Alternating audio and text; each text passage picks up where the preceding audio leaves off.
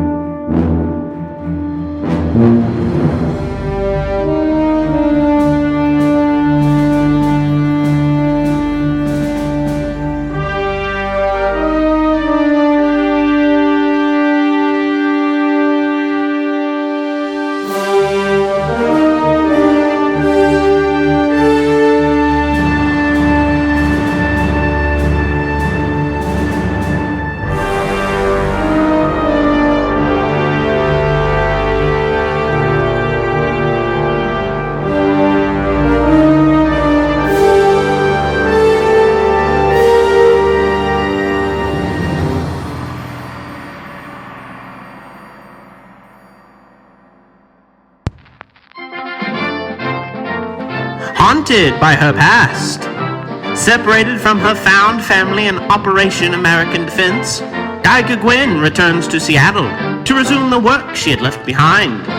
Can Gwen do good in the world after she's been separated from her heroic compatriots? What dangers will she find lurking in the corners of her shadowy past? As we open up this issue of Tales to Inspire, we see a little yellow box in the corner that says March 1945, Eugene, Oregon. And we open up on, I think, a familiar street. I think we've seen this street before, actually, in Geiger Gwen's issue 0. And we see people walking back and forth. It is a little changed since we saw it, I think it was 3 years ago when this happened. So this is 1945. Geiger Gwen's issue 0 happened in 1940. Wow, 5 years ago. Wow. So it's been 5 years since we have seen this street. So I think style has changed a little bit. I think wartime austerity has kind of shrank back on some of like the overcoats and hats that we saw in Geiger Gwen's issue 0, but we still see the same type of people walking down the street, carrying newspapers. It's spring. I don't know if there would be any flowering trees or anything anywhere, but I'm talking too much about nothing. Who do we see making her way through this crowd of people? You would see Geiger Gwen walking probably at a brisk pace, still wearing her fedora and pants and shirt combo. But she's taking in the sights of everything that's changed as she's walking. And she stops in front of a building that looks a little bit more run down. There's, flowered pots in front of it. Pots of flowers in front of it. And the flowers are obviously dead. Like, no one's taken care of them for a while. Mm-hmm. And she walks up the steps, and she has to dig in her pockets for a while to find the keys. And when she goes to open it, she has to shove really hard to push through the pile of mail that's behind the door. That's kind of just built up over time. Because I don't think she's been in her office since FDR recruited her. I mean, she's been everywhere else except for there. So yeah, she has to kind of like struggle to get in the door, and she didn't have a lot in there to begin with, but the few minuscule items that are in there are covered in a fine layer of dust. Yeah. And she walks to her desk, and on the desk, stacked like 1.5 feet high, are just a whole bunch of manila folders, overflowing with paperwork and pictures that are paper clipped to them and whatnot. And she just kind of nonchalantly flips the first one over. Yeah, I can probably figure that one out pretty quick. Puts it to the side, flips another one over. He's doing the maid. Sorry, honey. Puts that one next. And she's just going through the files just randomly. And she goes to sit in the chair behind the desk. But it's covered in dust. So instead, she just kind of like wipes off the desk and sits on top of the desk to do her work. Yeah. So you're going through these folders. Is there anything particular that you're looking for? Not exactly. She just, there's a little thought bubble, next to her as she's, looking through these folders. Just, all right, how do I get back into this now? Need to help them just as much as I need to help the rest of the world. But gosh, this seems so small in comparison. And every few pages you see her kind of just take out a picture, hold it, puts it back, and she's like, it's harder to choose now because you want to save them all. And then she comes across one folder that has a picture of a woman who looks surprisingly like her, but just a few years younger. And it's describing, the woman's husband is spending all his money. She doesn't know where the money's going, and he's never kind to her when he gets home because he's obviously been drinking. And sometimes he comes home with bruises, and she thinks he's been fighting, but she doesn't know why or with who. And the location is very much memorable to Gwen, because she used to go there all the time with Tiny, but this is like one of the rare memories that don't cause her pain. So she kind of just stares. There's a panel of her just staring at the page, looking at the city name where this woman is located, and you see a brief little smirk come across her face. It will fade into the what's it called? The flashback? Yeah, you know what I'm talking about. Okay, yeah, so we turn the page and we see this familiar watercolor style of a flashback. And you had said that you kind of left it ambiguous where this letter was coming from. So is it in Seattle? Is it in another city in Oregon? I picture it being on the outskirts of Seattle, not necessarily in the heart of the town, but I mean, like every big city, there's almost like concentric circles leading out of it where there's, lots of people, minimal people, lots of people, minimal people. And so it's in one of the random circles where, the hole in the wall places hide out. So the people who are locals and know where to find things go there.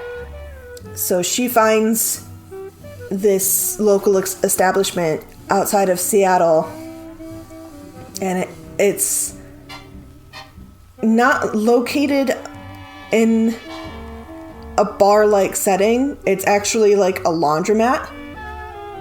This is the sign. And it's not you don't go through the door, but there's like a basement door that you have to go in.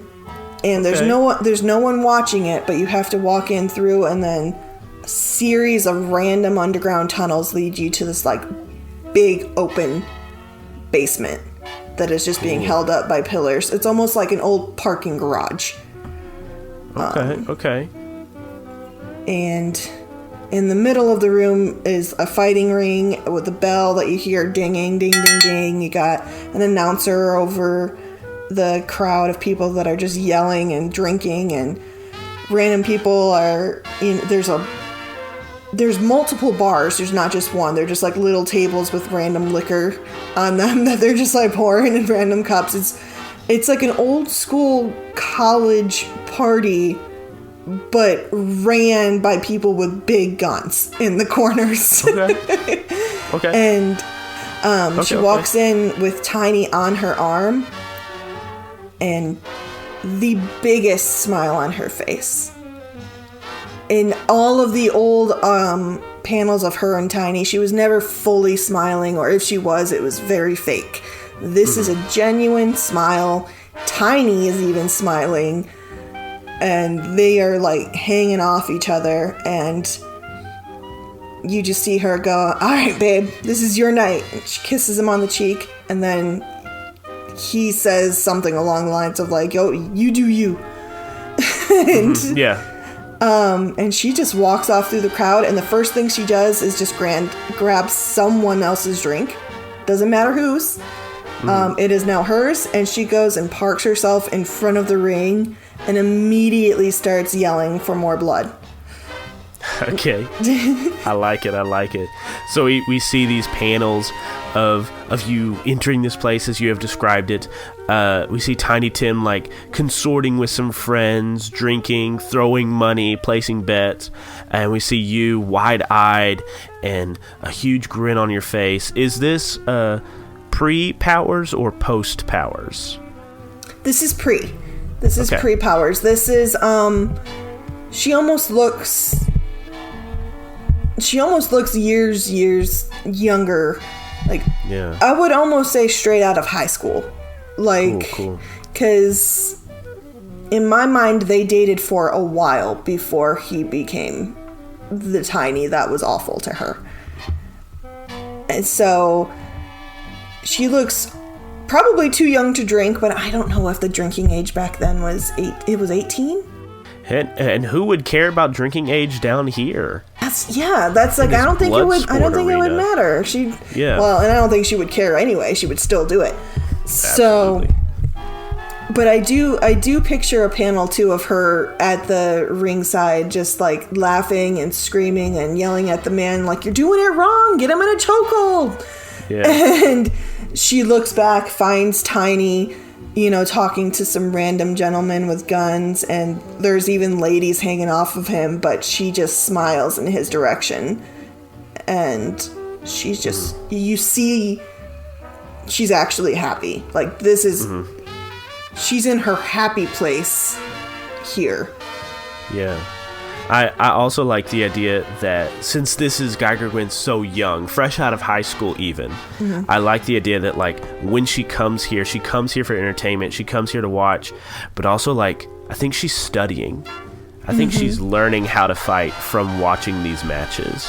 Exactly. And so yeah, we see this eager young Geiger Gwen, her eyes. I think we have a close-up panel of her eyes, and we see like the two combatants, one in each pupil, squaring up, putting their dukes up in the black of her pupil. We see that cool scene, that whole interaction. And then I think we turn the page, and it is present day as you're arriving to this laundromat. And it's been almost a decade since you've been here. The door down behind the laundromat is a little rusted, a little worn out from when you last opened it. But you open it. You go down the familiar tunnels. Things seem unchanged. And you're walking through the catacombs, the maze as it were. And then you open up into this huge area. You see the familiar pillars supporting the cement ceiling overhead. This cage still set up. And even though it has almost been a decade, this place seems unchanged. And there is a wonderful familiarity here. And I think just as we saw a smile split young Gwen's face, I think we see a smile split this Gwen's face as well as she opens up into this place. Absolutely. She gets a decent sized smile on her face, and she just kind of takes a deep breath. She's like, oh, stale beer and sweat. Gosh, I missed this. And she takes off her big jacket and kind of just throws it at the guy next to her that's by the door. And she's like, watch that for me, sweetie. And you see the same thing happen again. She walks through the crowd, grabs a random drink out of someone's hand, and just heads straight for the ring. And she finds there's another panel of her looking around, and then you see a close-up of her face looking confused. She's in thought bubble. Why am I looking for Tiny? It confuses her because that was her first instinct, was she's here having a blast. He should be here. Yeah. And it's been a while since she thought about him in any way other than this monster that,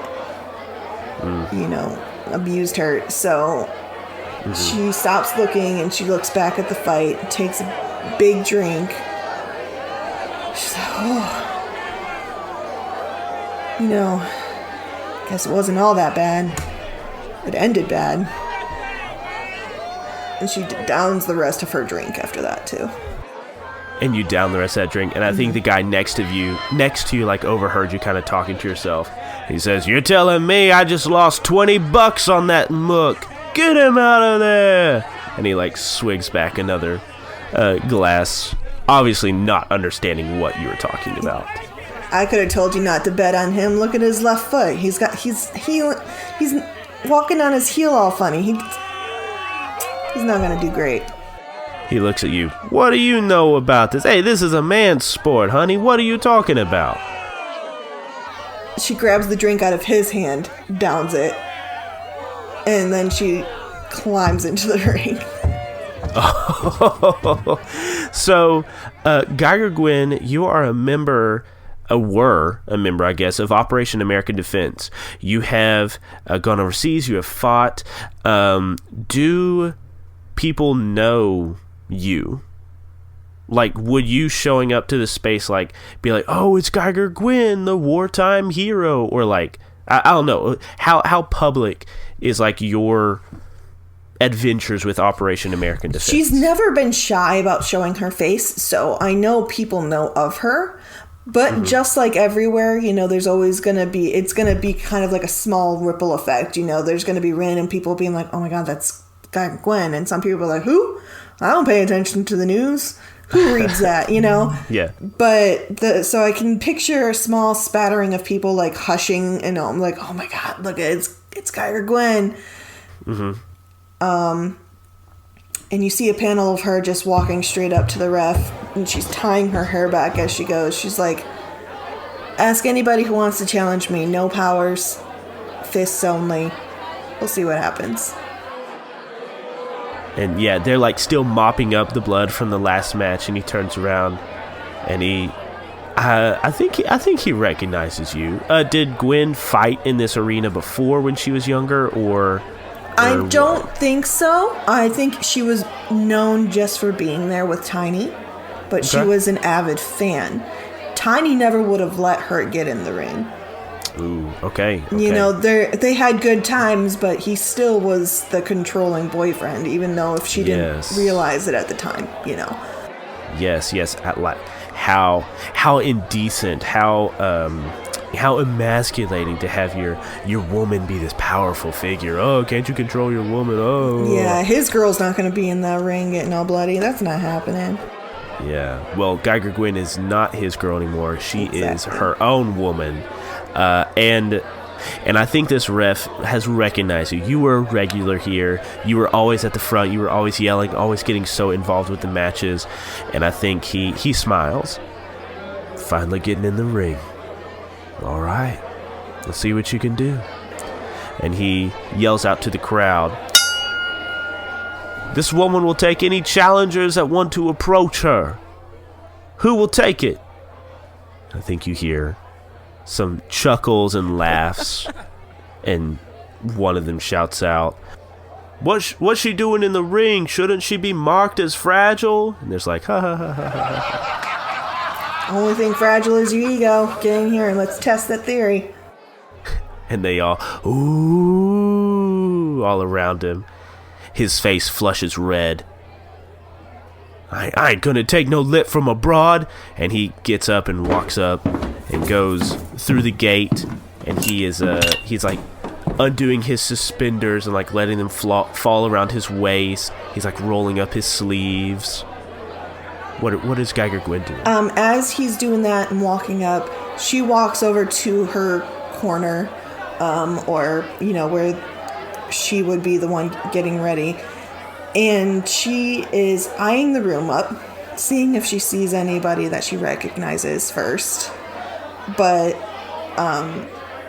she's also kind of unbuttoning the bottom of her shirt and tying it up so it's out of her way.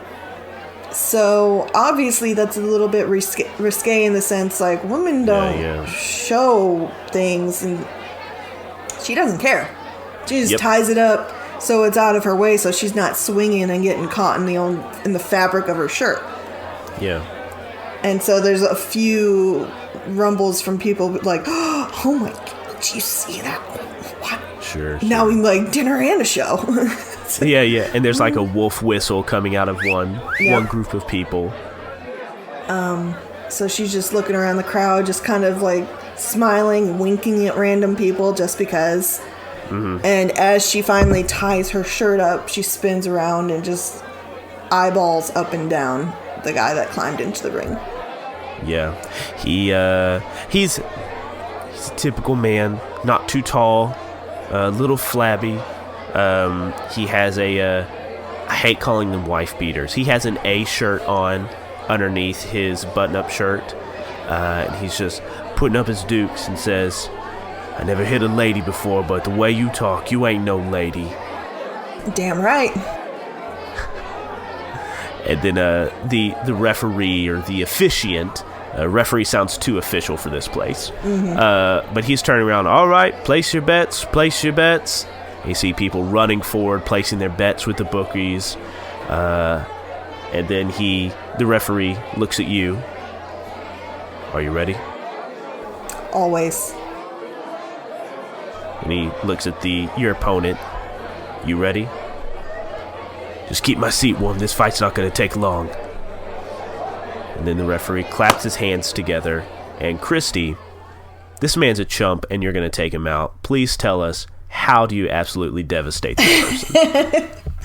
Well, you see a panel of him doing like the rushing forward fist pulled all the way back, and he's just going for the haymaker like right out of the gate, just like one hit. He just wants to finish it. She hasn't moved. There's a panel of her just watching him come, and she's just like really relaxed, just standing there.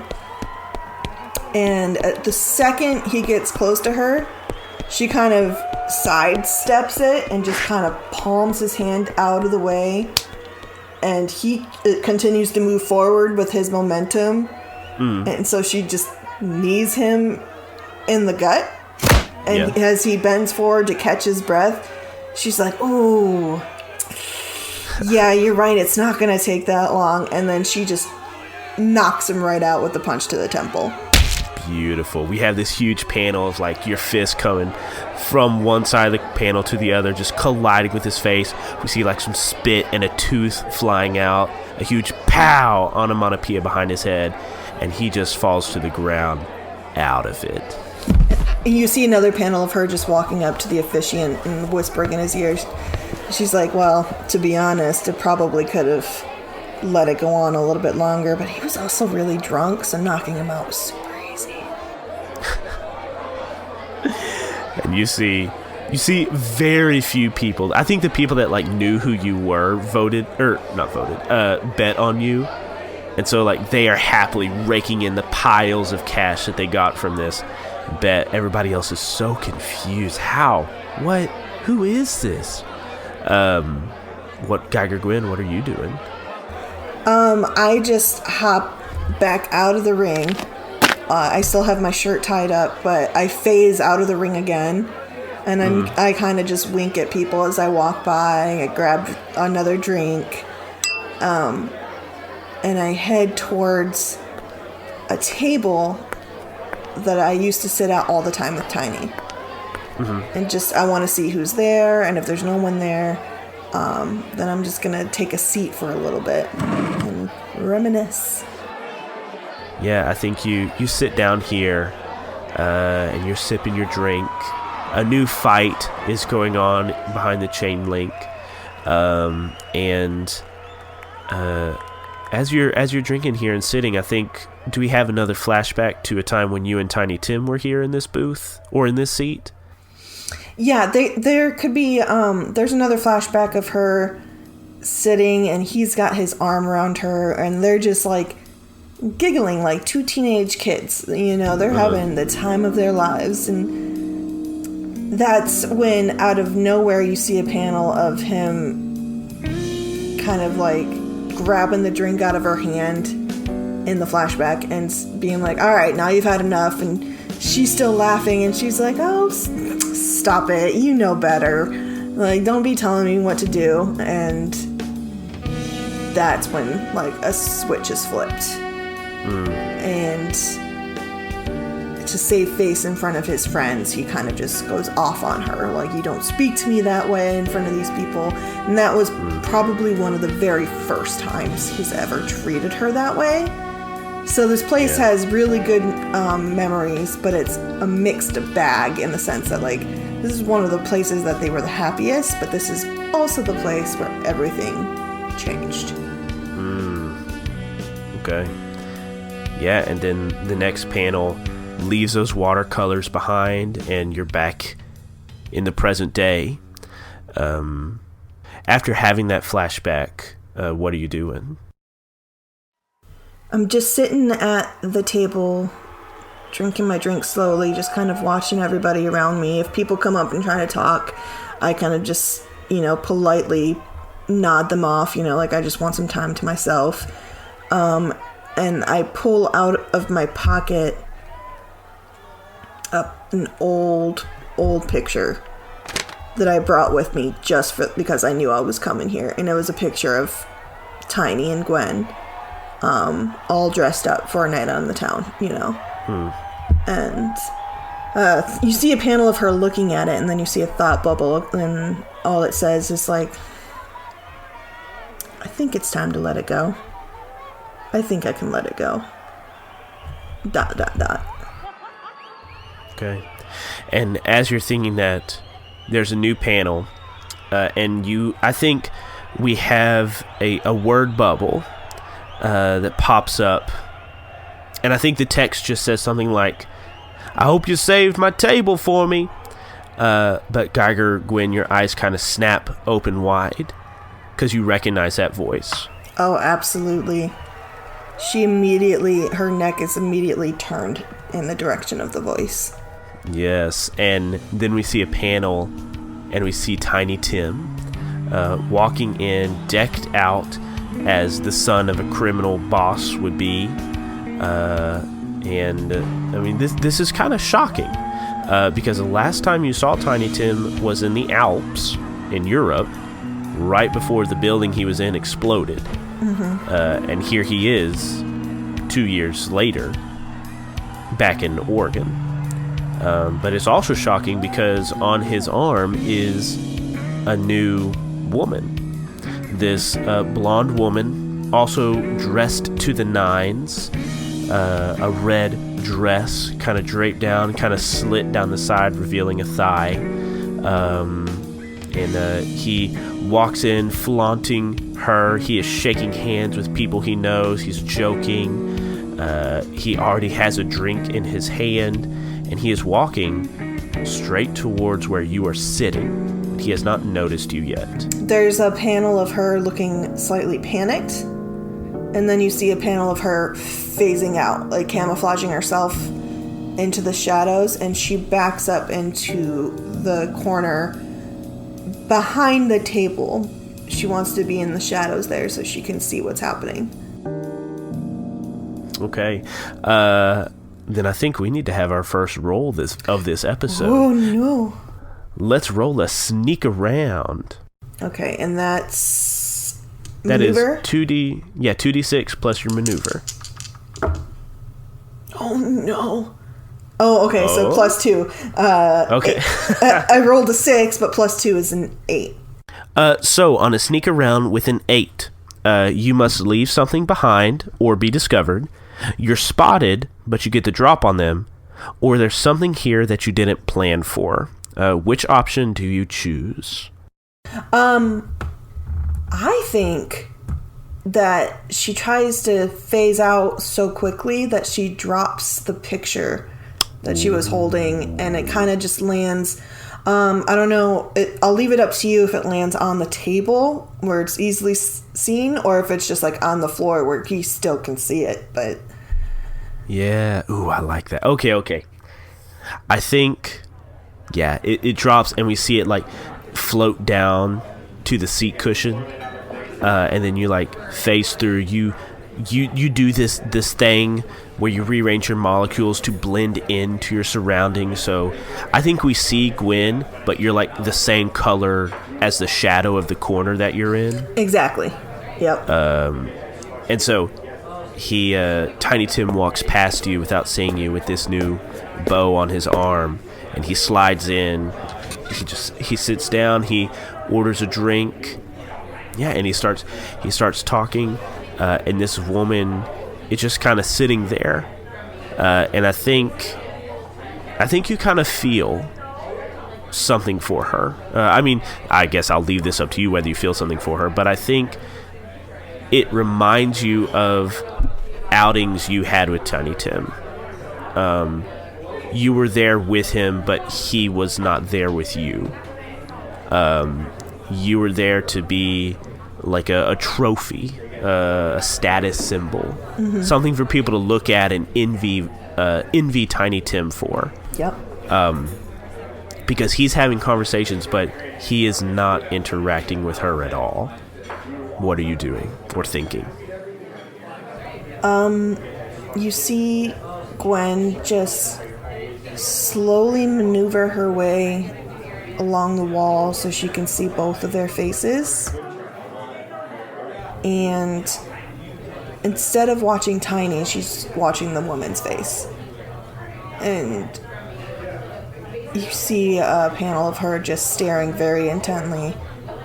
And like she hones in on random bruises that she sees like on the woman's neck or on her arm, you know, that wouldn't be noticeable to most people, but Gwen definitely sees it.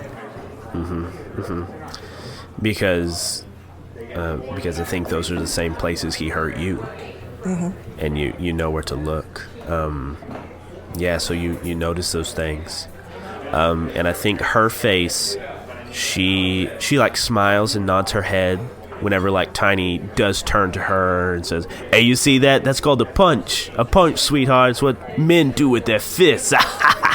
He like turns away, but as soon as he's turned away, she's like just dead face, wants to be anywhere but here. Gwen is going to maneuver herself again to where only the woman can see her, and she's gonna phase back in to visibility, and she's gonna try to get the woman's attention without saying anything. And so you just see kind of like a close-up of her eyes just staring intently at the woman, and hoping that she can silently convince, like, are you okay?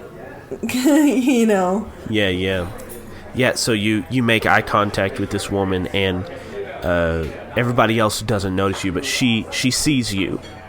And she raises her eyebrows because you literally just appear out of nowhere.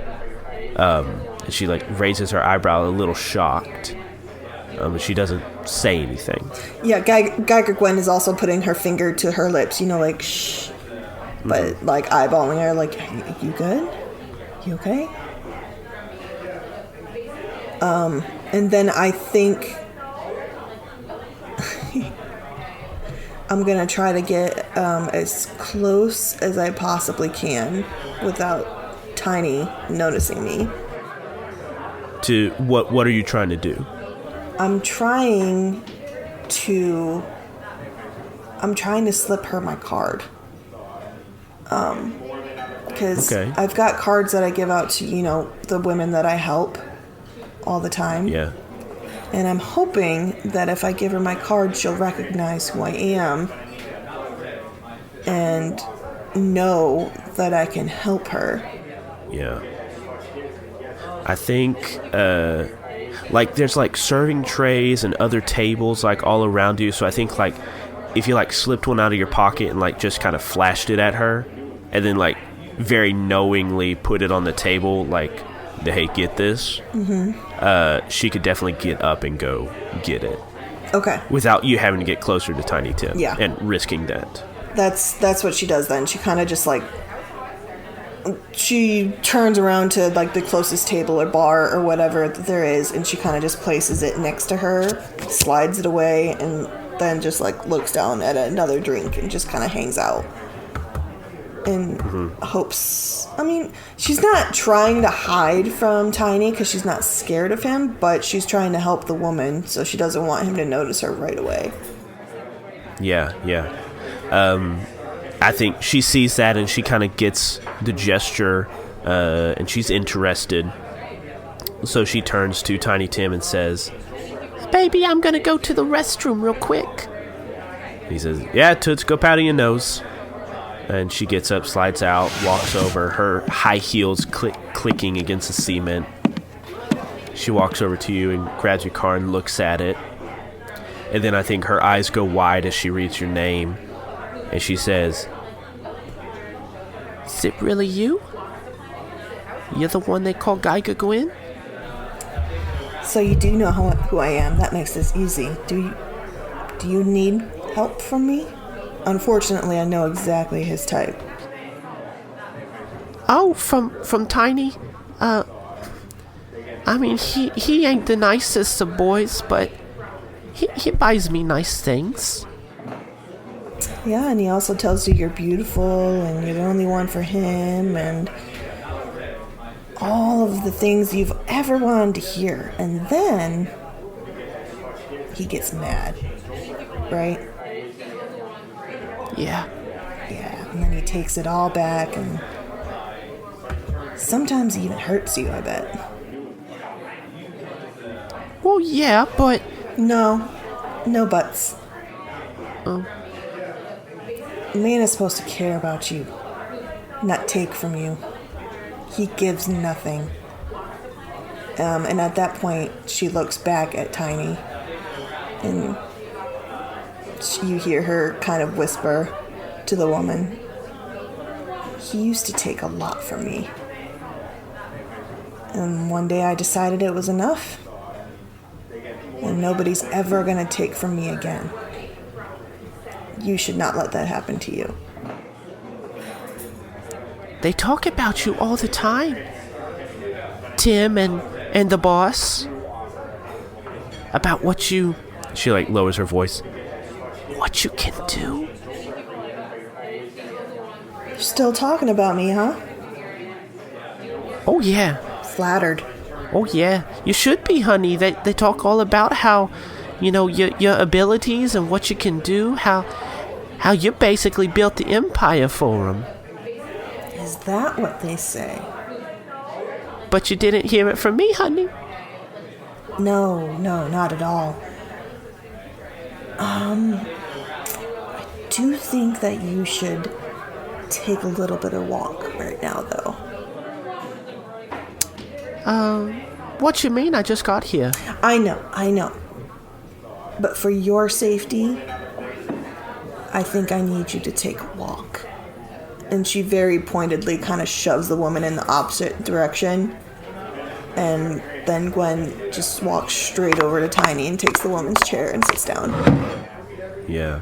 Well, before you get there, yeah, I think he's talking with his buddies, and he notices that his doll isn't there, and he looks over to where she was sitting, and he sees that photograph that fell. Ooh, yeah.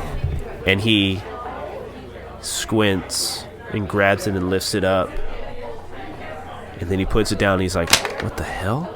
And he looks at the guys he's talking to. What is this, some kind of joke, huh? What is this? Who put this here, huh? Who put this here? And he like stands up and he's like jabbing his friends in the chest. His accomplices in the chest, like, who put this here? Was it you? This ain't funny. And you walk up as he is accusing everybody of putting this photo here. Yeah, Gwen walks up, takes the woman's chair, and kind of leans back in it and just props her legs up on the table. And she's like, well, hi, honey buns. Oh, that was me. I must have dropped it. Good times, huh? And we see like the panel of like the after image that comic books do, like where he's facing one way, and then we have the lines turning this way as his head just swivels around. Mm-hmm. Gwen. And I think the expression on his face is shock, maybe even terror. And he says, Gwen, what the hell are you doing here? Well, honestly, I want to say that you look great. 'Cause the last time I saw you, you were engulfed in flames. But, honestly, I don't think you ever look that good anymore, so... His face flushes red. Yeah, the last time I saw you, you were prowling around the Alps. What you doing back stateside, doll? Didn't you hear? Killed Hitler, baby. Yeah, we heard. Dad ain't happy about that.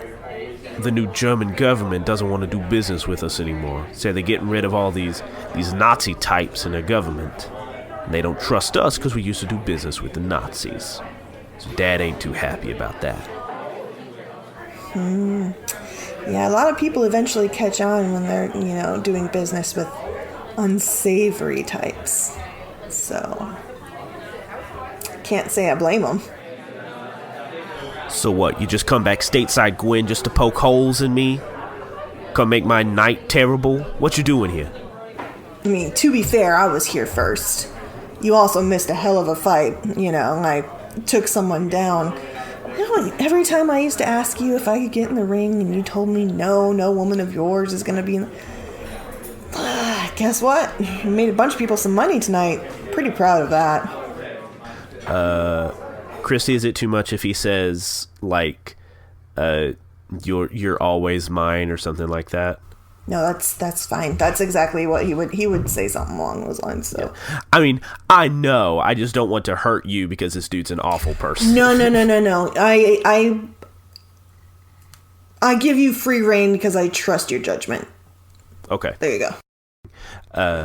He like smiles and like puts one hand on his hip, one hand on the countertop, and like leans in scandalously towards you, and he says, Gwenny, baby, that's where you're wrong, because you'll always be my girl. There's a panel of her eyes just going kind of blank, and her smile drops, and then her face immediately turns to one of like pure rage. And you see her kick her feet off the table, stand up fast enough to knock the chair over, and she leans down puts her hands on the table and kind of leans into him so they're face to face. I was never yours and will never be yours, and I'm willing to make that happen right here, right now. What you say, Tiny? Get in the ring with me. Let's see what happens. Oh, damn. Okay.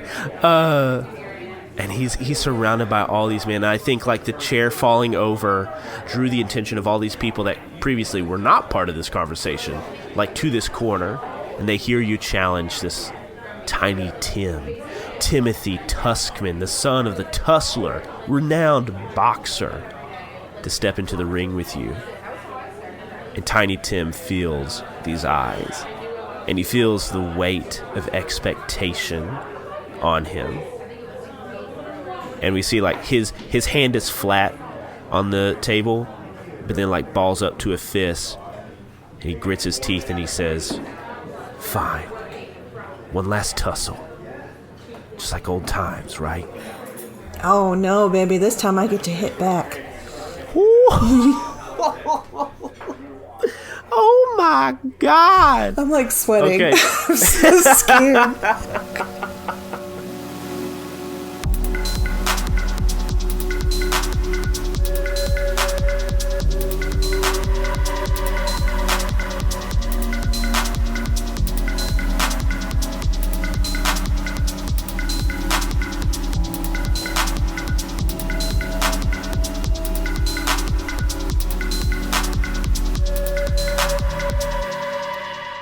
Hello, friends, and welcome to Season 1, Episode 19 of Tales to Inspire.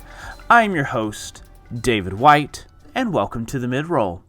I hope that you are all enjoying this episode. Kristie is such a wonderful role player, and Geiger Gwen is such a very fun character, and the fight that she is about to have with Tiny Tim is so epic.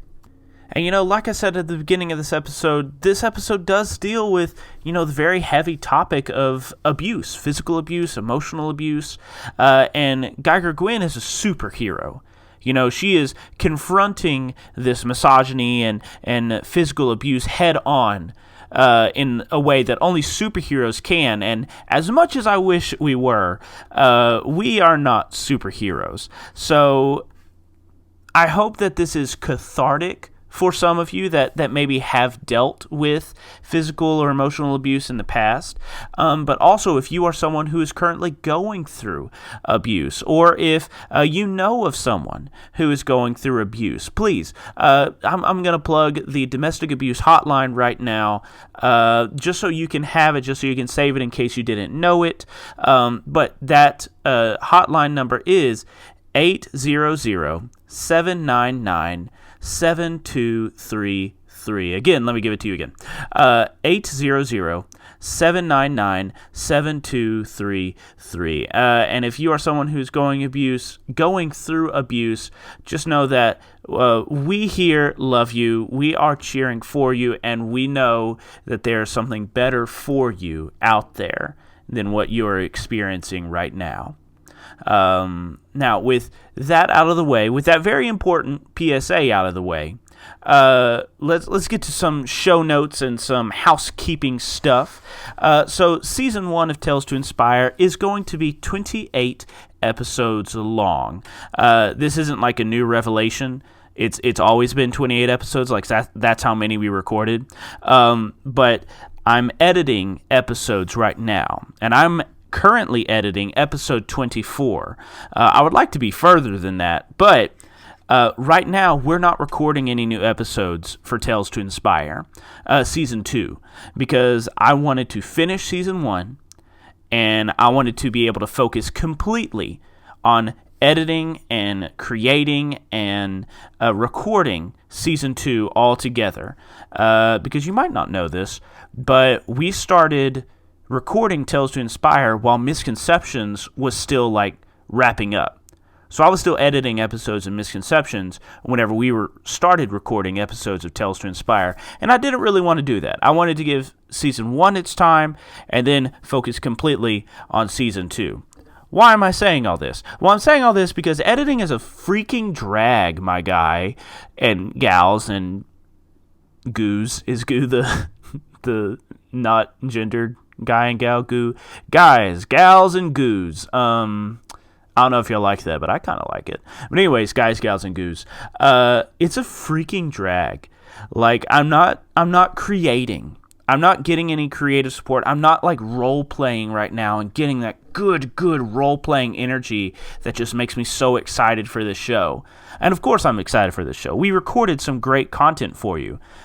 But right now I'm kind of starved. And like I have to force myself to edit. And I have a goal to edit, 30 minutes to an hour each night. And like it has been such a chore to make myself do that. Just because like I'm not getting anything out of it. So I looked at it and I was like, how many more of these episodes do I have to do? And 28. I'm so close to finishing the editing, and I'm so excited for y'all to hear the rest of the story. I just have to have the gumption to sit down and just edit the rest of the episodes like in my isolation and solitude. I think that's what it is. It's like I'm kind of laboring away in the dark in like isolation and solitude. And like there's no community like support in that to like make me like, yes, I'm doing it. I'm doing great. So I don't know. I don't know why I'm telling you all this. Why am I telling you all this? Anyways, I hope you enjoy the episode, I guess. I don't know. I don't know. Anyways, we are a patron-supported show. And as you know, we have fallen below our $400 a month goal.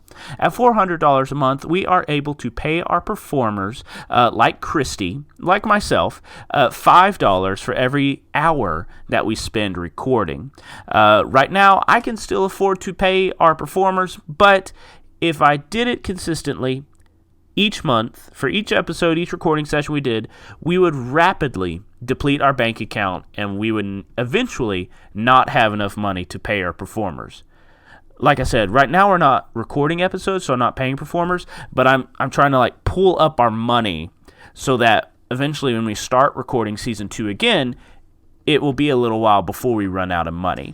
But I would love to sustainably pay our performers. I would love to sustainably pay our performers $15 an episode. That is a huge goal that I have. But right now, we just need to focus on the goal that's right in front of us, and that's $5 a month. Right now, we're around $250 a month.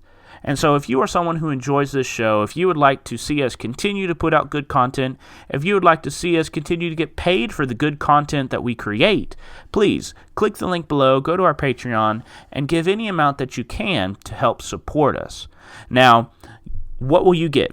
If you give the $5 amount, which I think the $5 amount is probably my favorite amount because you get just extra content. And it's cheap and it's not a lot of money, but you get some extra content. Like you get episodes of Tales to Inspire early.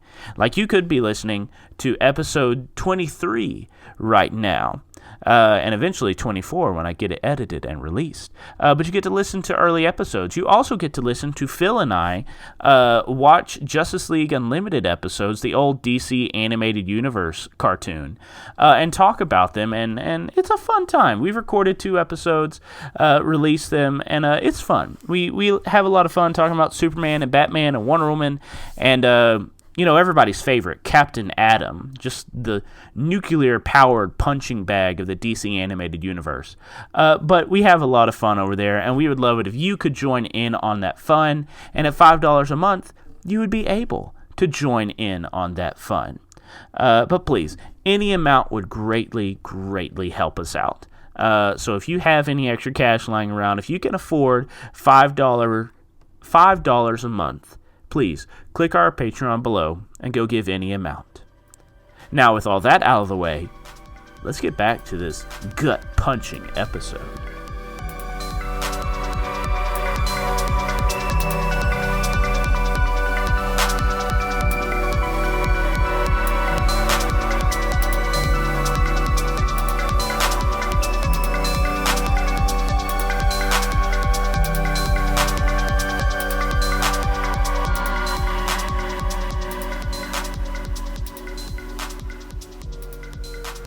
I think we're in the ring. Yep. You two are in your respective corners. Tim has rolled up his sleeves. And to describe Tim, the tussler is this massive person. Tim has always been wiry. he's always been lanky.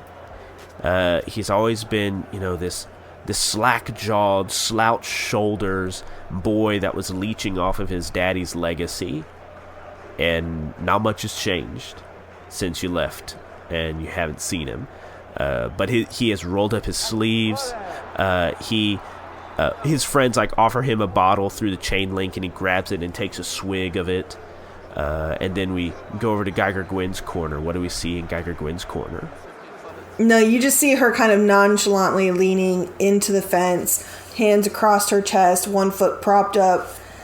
She's watching him get ready, and there's no smile on her face. She's just staring at him. And then you see just one random panel of one bead of sweat coming down her temple. So you can tell that she's on the outside, she's ready. On the inside, she's sweating. She's a little bit terrified, but very much ready for this to happen. So, we see that sweat dripping down your forehead, and I think let's enter into a combat exchange. Oh, so, I am going to choose what Timothy is going to do in secret, and I've chosen. Kristie, what are you choosing? Hold on, I'm looking, because I think you added super technique, right? Yes, I did. Okay. And so it's underneath defend and maneuver? Yes, it is linked to defend and maneuver, yeah. Yeah, then I'm going to defend and maneuver. All right.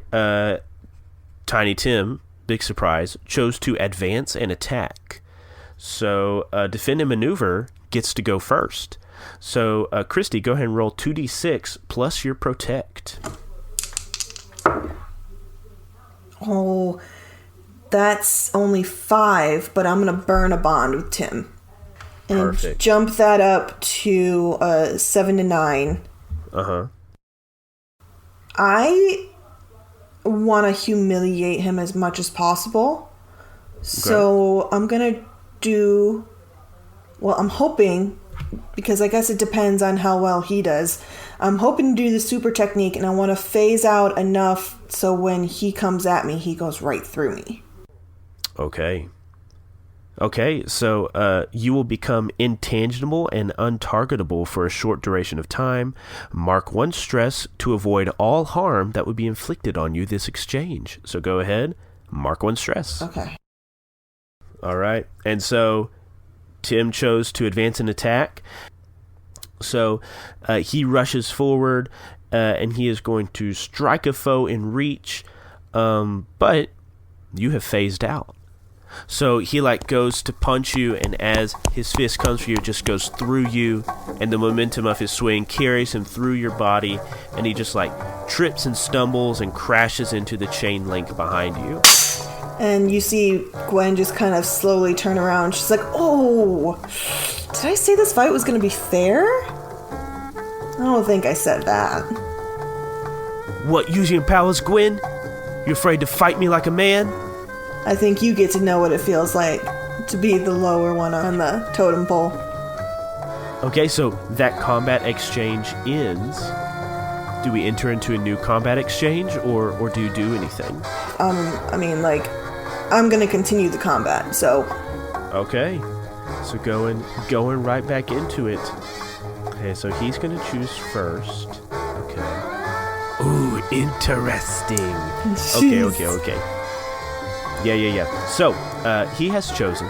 Okay. She's gonna advance and attack. Okay. So, roll plus smash. Oh, yeah, he chose to evade and observe. So he will go after you. So you're choosing advance and attack, so roll 2d6 plus smash. Well, I rolled a 3, and my smash is 0. Ooh. Are you going to burn another bond? Yeah, screw it. Screw you, Tim. All right, so on a 7 through 9, you get to choose strike, pressure, or smash. I want to pressure. I'm going to try and intimidate him because he's not used to me like necessarily coming after him with no fear. So he's gonna see me kind of like, do that like juke move where she's like, ha! Yeah. And I just want to try and freak him out and see if I can get him to stumble back. Okay. Yeah, so she doesn't necessarily go to hit him, but she just goes to freak him out and see if she can humiliate him again, see if he can stumble back from her. Okay. So, with pressure, you get to choose an approach, and Tim cannot choose that next exchange.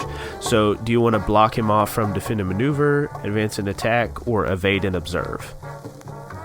I want to block him from evade and observe. Okay.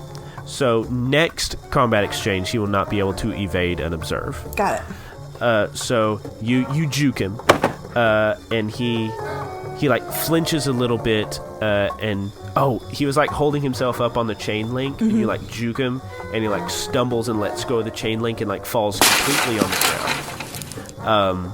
And then he rolls over, and his hand goes into his jacket pocket, and Gwen and the audience does not know what he does. Okay. Do we go into a new combat exchange? Yeah, and just to add to that, so I don't necessarily see what he's doing, Gwen is bolstered by the fact that she's finally getting to, like, live out her dream of, like, dropping him down a peg. So as soon as she freaks him out enough to where he, like, flinches back, she just lifts her hands up, and you see a panel of her, like, riling the crowd up around, and she's just spinning in a circle, so she doesn't even notice what he's doing in the background. Okay. So yeah, then I've chosen. Okay. And so has Tiny Tim. So what did you choose? Advance and attack. He also chose to advance and attack. So PCs go before NPCs. So Geiger Gwen, go ahead and roll. Oh my gosh. Okay, so it's a 5, but again, I'm gonna burn a bond. Okay. Man, burning all the bonds this episode. So it is. It's worth 3? Yeah. It's so worth it. I totally agree. Okay, so 7 to 9, choose 1. Yeah. Uh-huh. I'm gonna strike. Okay. So he either marks 2 stress or marks a condition, and he will get to choose, or you can mark a stress to choose for him. Okay, so I'm going to mark a stress, and I'm going to choose that he has to mark the condition of angry. Okay. Because what my smash is I'm going to spin back around really carefully, and I'm backhanding him. Open hand backhand across the face. Like, oh! Stings, doesn't it? Yeah, so he's standing up, you swing back around from pumping up the crowd, you slap him across the face, his face flushes red, and he comes to punch you, and as he comes to punch you, we see on his hand, they're almost like brass knuckles, but they're darker in color, and not glittering. No! And his fist collides with you, and you feel the familiar sting of lead against your cheek. And he is going to strike you, and he is going to choose. He's gonna inflict a stress to inflict a condition on you. Oh man! And so as you reel away, and he is holding these lead knuckles, he says, "Tell me, Gwen, you still can't phase through lead, huh, sweetheart?" And where did he hit her in the face? Oh, yeah. Okay, well then there's definitely a panel of her spitting out a little bit of blood. And she is not happy. So what condition is she taking? I'll let you choose. I'm gonna pick angry for her as well. You're just so pissed off. Yeah, they're just an angry couple of people going at it. Yeah. Yeah, so there's a panel of her spitting out blood, and she's like, well, you might have gotten a little smarter over the time. Definitely not prettier. Another combat exchange? Combat! I'm in this now. Yeah, in it. All right, Tiny Tim has chosen. What are you choosing? Advance and attack. But of course, he has also chosen to advance and attack. No. Go ahead and roll it. Oh my god, these rolls are awful. 5, burning the bond. Burn it. I don't want to know what happens when it's all done, but I'm going to do it anyway. Yeah, so then I'm just going to strike at him again. So after he hit me, you see her kind of just like holding her cheek. And I'm going to spin around and do a roundhouse kick. Straight to his gut. And I'll let him choose if he's taking 2 stress or condition. He will take 2 stress, putting him at 3. Yeah, I've got a couple there too. Yes! Okay. Yeah, so you wheel around, kick him in the gut. Ooh, he stumbles backwards, and then he grabs your leg, and he like comes down on your knee with his lead knuckles. And since he has a condition inflicted on him, he gets to choose an extra technique every combat exchange. So he is going to choose to strike you and pressure you to not attack. So you're not going to be able to choose the advance and attack option next turn. Okay, and I choose either... Are you letting me choose the stress or the condition? Yes, so either 2 stress or a condition. Okay, I'm going to mark 2 stress. Oh, no. All right, so he comes down your knee, punches you, and sends you reeling away. And I think like the pressure of it is like you're going to need a chance to like resituate your footing before you can throw another punch or swing out another kick. Yeah, there's definitely an involuntary yell, like a scream almost, that comes out of her mouth because that hurt. Mm-hmm. And so she kind of limps away a little bit just to like reposition herself, and she's breathing really hard, still dribbling blood down her chin and holding on to her knee, just kind of circling him. Mm-hmm. And I can't attack. So... Yeah. So do we enter into another combat exchange? Yeah, this is happening. Yeah. All right. He has chosen. Defend and maneuver. Okay. He chose to advance and attack, so go ahead and roll plus protect. Oh my gosh. Okay, I rolled a 7 this time. Nice. So, I'm not going to burn a bond right now. I'm going to keep that roll of 7, and I'm going to use retaliate. Mm-hmm. So basically you see her just kind of getting ready for whatever happens next. Yeah. And you see her wipe the blood off her chin, and she's like, I took it once, Tiny, I can always take it again. All right, so you steel yourself for his blows, and he comes at you with that advance and attack, so he is going to strike you and smash. So he's going to... So you take... stress then, or Tiny takes stress. Yeah. So he is automatically going to take stress from your retaliate, but he is also going to mark 1 stress to force you to mark a condition. Okay. I'm marking afraid. She's getting a little scared now because this feels like a big moment for her. Yeah, definitely. So he rushes at you. He kind of catches you around the waist and keeps like driving his lead knuckles into your side while pushing you backwards. But how do you also inflict stress on him? So he's like shoving me back as he's like kind of punching me in the ribs? Yes, yeah. Okay. Well, as he's pushing me back, I picture it as he kind of like shoves me into the fence, and she's just gonna kind of like bear hug around him, so he can't go anywhere other than like right where he's at. He's just kind of stuck in that position. He also chose to smash. So that is, he's going to mark 1 stress to destroy or destabilize something in the environment. And he doesn't have any more stress to mark. So he is going to mark the foolish condition to make this happen. So, like, he drives into you, he's punching you, you're grabbing him, wrapping him up.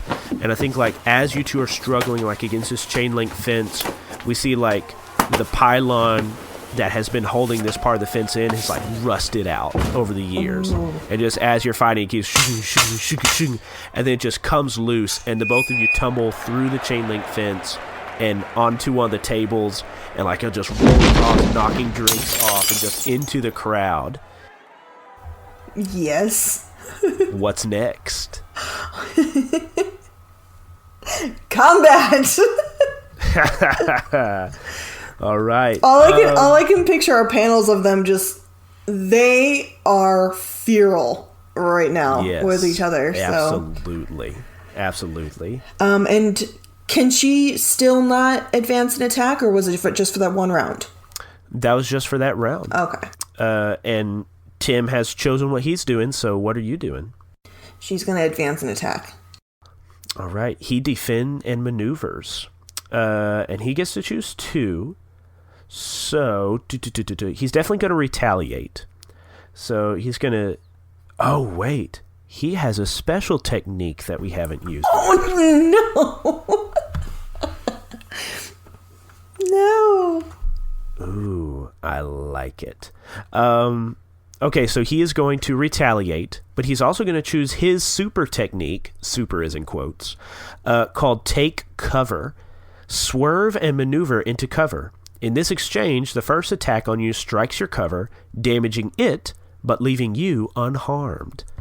So I think as you tumble over this table, he, like, grabs it and, like, flips it up onto its side and, like, takes cover behind it. And he also, like, grabs a glass stein off the ground. Okay. So, yeah, he takes cover. So he is not going to take damage from your first, like, attempt to hurt him. Okay. But yeah, now it's your turn. Oh my gosh, 5. Can I burn 2 bonds to jump it up to, like, a full, like, 10? I don't know if you can do that at once, right? You can't? I see no reason why you couldn't.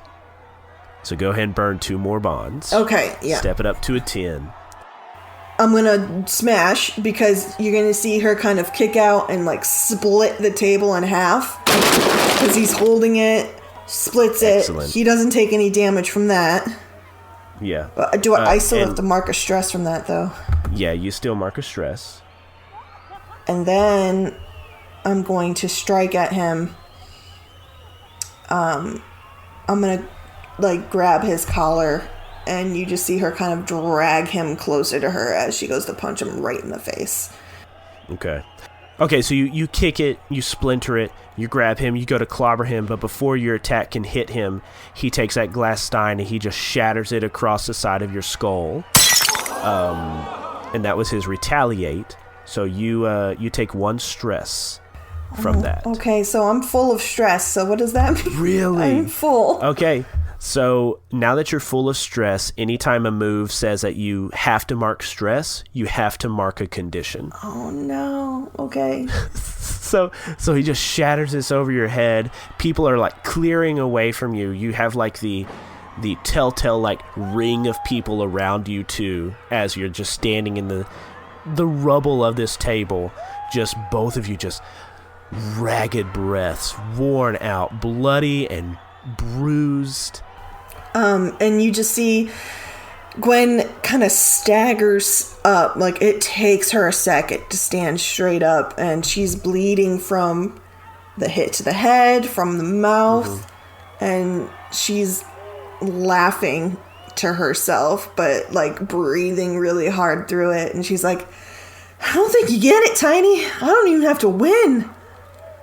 Look around. Everyone's seen you get beat by your woman.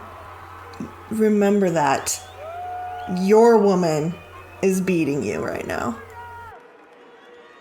Ooh. Okay, so... so you say this, and we see like little word bubbles that aren't attached to anybody just popping up saying, look at this weakling. He's a son of the Tussler? Hey, maybe your daddy should give you boxing lessons. What kind of a man is this? And all these word bubbles popping up, and Tiny Tim is just looking back and forth, just getting redder and redder in his face. And he reaches into his belt, or back behind his back, into the small of his back, and he pulls out a gun. And he raises it towards you. And I think like all these people like throw up their hands and start to back away. And he's just white-knuckled, red-faced, staring at you. Said, no one is gonna talk to me like... And then a shout rings out across a crowd. Enough! And I think in the next panel, standing head and shoulders above everybody, is Theodore the Tussler Tuskman. Ooh, no. And like the sea parting before Moses, this crowd of people gets out of his way as he walks towards his son. He comes over, and he's just this looming figure over the spindly wisp of Tim. And he looks down his nose at him. Put that away, boy. Tiny Tim looks at his dad and looks at you, and I think we see from his perspective, we see the gun, his finger, and then we see Geiger Gwen in the background. And then slowly he puts the gun down. And the Tussler says, get back in the car.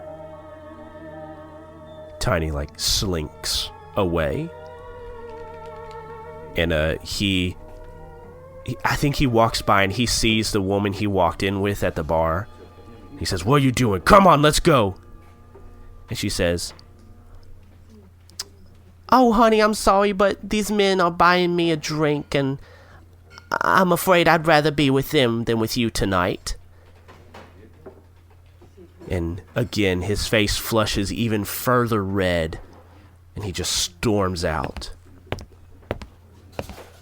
And then the Tussler looks down at you. It's been a while, Gwen.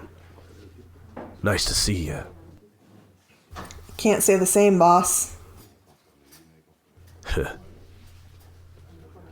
don't know what you're doing back stateside. And he steps forward and looms over you. But make sure you keep your nose out of my business.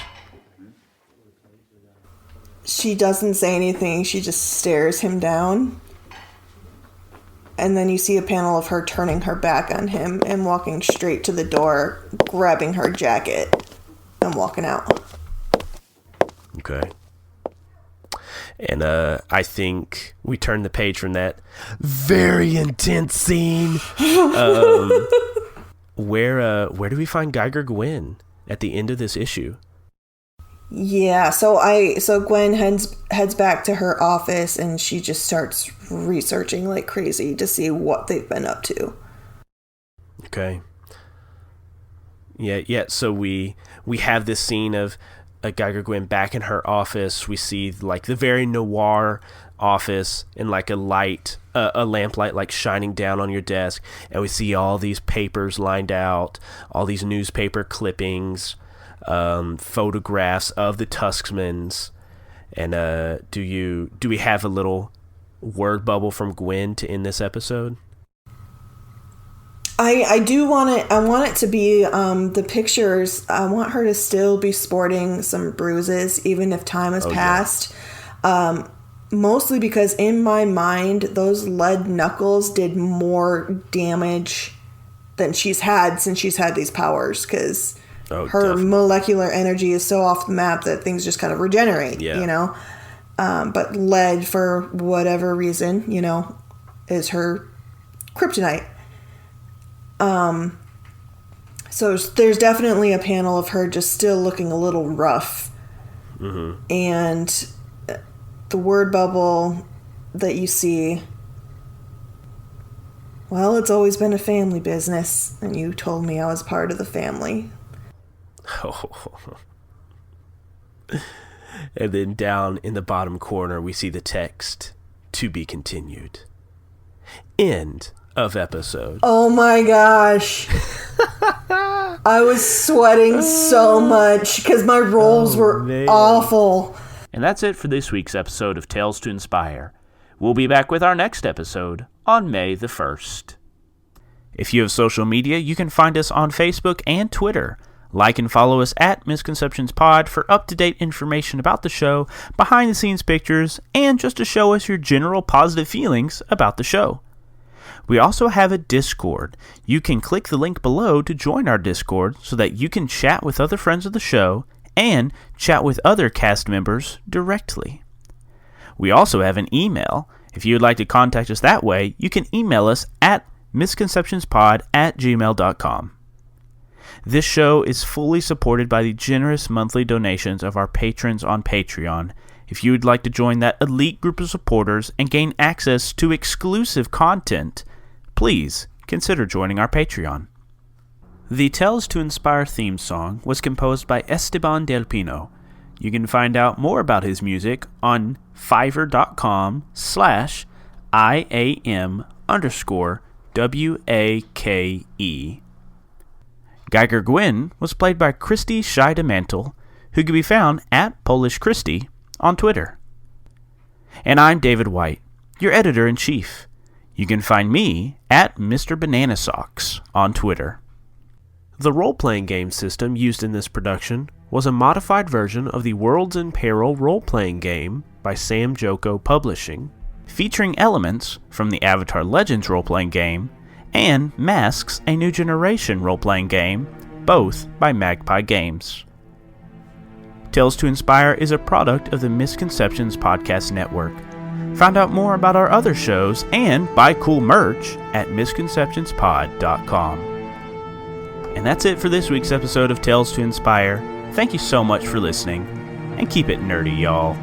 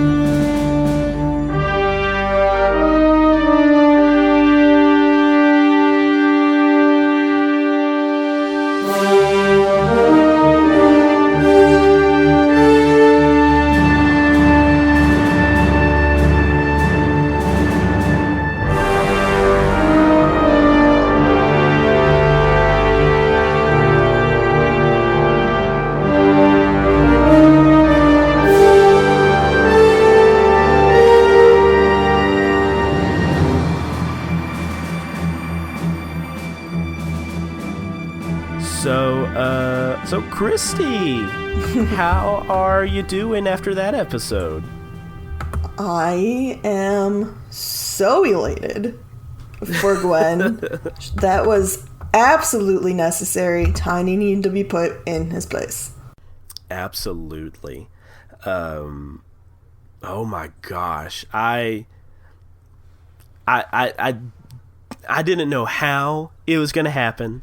I knew you and Tiny were going to get into it, but when you told him to get into the ring with you, I was like, oh my God. Yeah, that was definitely spur of the moment. I was like, you know what? Sounds like a great idea. Let's do this. That was perfect because it like followed the arc of the episode. Because like you had gone to the ring. We saw like how the ring worked. We saw how good you were in the ring. And then like we come back to the ring and it's like it's amped up. The stakes are higher. So it was this nice little arc that you did. That was you. You did that. I did that. So I think that kind of answers the what dangerous threat or complicated problem did I overcome? And so yeah, I think she can definitely mark an achievement. Absolutely. And I don't know, I don't think I unlocked any of my drive book goals. I'll let you make that ultimate decision, because mine are a little bit difficult, I think, to think about narratively in the time. So I need the EIC's professional opinion. Yeah, so for your drive moves, your first one says, where'd it go? There it is. Move available to open when your love of violence and drive to fight makes an enemy of a friend. I don't think you unlocked that one. No, I can't see that one. Because Tiny Tim was definitely already an enemy. Yeah, I was trying to think about it. I was like, well, technically he's not my friend, but... Nope. And then your other one says, move available to open when part of your everyday routine changes to looking for trouble, picking, or fishing for fights. It was that, and that one I don't the only reason I would say no to that is because it wasn't necessarily an everyday routine. It was like part of my job. I went and found this place. Yeah, but then at the end, you're changing from your everyday routine of being this private eye to now, like, taking on the criminal empire. Ooh, yeah. So, I think you unlocked that one. I mean, if you say so, you the boss. I think so. So, go ahead and unlock that. And Kristie, could you read for us what move did you just unlock? All right, I just unlocked a move called Checkered Past. So, when you encounter an enemy for the first time, you may detail the last time you saw them and the grudge between you. If you do, roll plus influence. On a 10 plus, choose one and say how you know what you know. On a 7 to 9, choose one and the EIC chooses one for them as well. The EIC will ask you how they know what they know. You remember a weakness or advantage they have, or you remember the way or method they usually fight, or you remember what they care about or their motivation. So basically, it's like I have some predetermined information for a villain that we might come into contact with. Yeah. Ooh, I like that. And as you're going in on the Tuskman operation, there's a lot of opportunity for that to pop up. Oh man, I'm so excited. But now I'm angry and afraid and full of stress, but the stress goes away. Yes. So Okay. I forget exactly what like the stress recovery is, but it's like basically after a week of rest, you have recovered all your stress. So definitely by the next time we play, or not the next time we play, the next time we record, like the next episode happens, it will definitely have been more than a week. Okay. But those conditions will stick around until you take narrative steps to get rid of them. That makes sense. By comforting or supporting, or during the end of session move. We'll see which one does that. Yeah, so Kristie, this was kind of a heavy yet exciting episode. And it dealt with some pretty heavy themes of, and a person that has been abused confronting their abuser physically. And before we start recording, Kristie and I talked about like what do we want to happen in this episode. So we talked about, she wanted to take down Tim and defeat him, demoralize him, or throw him in jail or something. So Kristie, how do you feel? What is your let's do a safety check-in real quick. How are you feeling after that episode? I think it happened exactly the way it needed to happen. Obviously, I would never advocate for someone to physically go after someone who treated them that way, because that is not safe for anyone. No. But in terms of Gwen and in this narrative space, she's a tough bee. She knows what she can handle now. She went through hell with him before, and it wasn't about the physical violence for her. It was about bringing him down emotionally to the level that he had her at when they were together. because he did a whole lot of psychological and emotional damage to her at that time. And she knew the only way to do that to him was to attack physically his manliness, his manhood, masculinity, the thing he coveted above all else. Exactly, yes. And so I think, the whole time me personally, I was just like, beat his ass. But it wasn't, she was trying to play it in a way where, like, it wasn't about just inflicting pain on him. It was making it known that he's not as tough as he acts. And no one should be afraid of this person. Yeah. So I was really proud of that. And I really appreciate how this went, actually. Well, good. That was great. That was a tense episode. Because I was like, she'll probably be able to defeat him pretty easily. But then I had the brain blast. I was like, oh, he would know her weakness. Yeah. And he knows that she can't phase through lead. And, like, the Tusmans are, like, super, like, not superstitious, a little stitious. What's the word I'm looking for? Paranoid. Yeah. They're paranoid of Gwen returning. Because they know with her powers and her knowledge that she could deal irreparable damage to the family. And so, like, of course, Tiny Tim would carry around lead knuckles with him just in case Geiger Gwen showed up. Yeah, and that didn't even cross her mind, because in her mind, they didn't think very highly of her. Mm-hmm. And when you said that, I was like, oh, shit. Because then Kristie, was like, oh my gosh, she might not win. And then I had to remind myself, like, it's okay. She's not trying to physically win necessarily. Like, she could still get out of this alive and accomplish what she needs to do. Mm-hmm. So I was terrified the entire time, but I reminded myself, I was like, it's okay. She can get beat up. She's superhero. She knows how to, take a punch and keep going. She's fine. Yes. Yeah. And I'll let you know, Tim had only one condition left. Oh, really?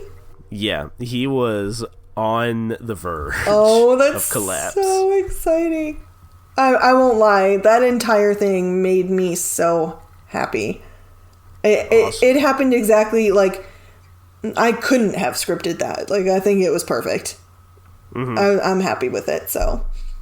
Yeah, like, I think just before we started recording, we were just talking about, like, how, like, TTRPGs are, like, I don't know, the stories they bring out and, like, the pieces of ourselves that they bring out. But, just, like, all the story beats of this episode. Like, you going into the ring and us learning about it. You fighting Tim in the ring and beating him up. But then also, like, falling out into the crowd. And then after you fall into the crowd, then using the crowd as your battle arena. And, like, you turning them against him. Like, I don't know. Everything just worked out just like, mwah, chef's kiss. Well, couldn't do it without you, David. Well, thank you. I'm here to tell good stories. And, Kristie, you and Geiger Gwen are great. Thanks. This is a great episode. I love Geiger Gwen. She needs to stick around, so. Definitely. Misconceptions fans, I would really like Geiger Gwen to meet Esther Black. So, ooh. If there's any way we can make that happen, some sort of multiverse issue, that happen. Yeah, multiverse issue. Esther Black falls into the 1940s. They become best friends. I mean, I truly think they would be best friends or worst enemies. But there would be no in between. Right. It'd be both at all times. They'd be like, oh my gosh, exactly. I really appreciate how you took that person out. Wait, that was mine. Why didn't I do it? Yeah. That was my takedown. How dare you?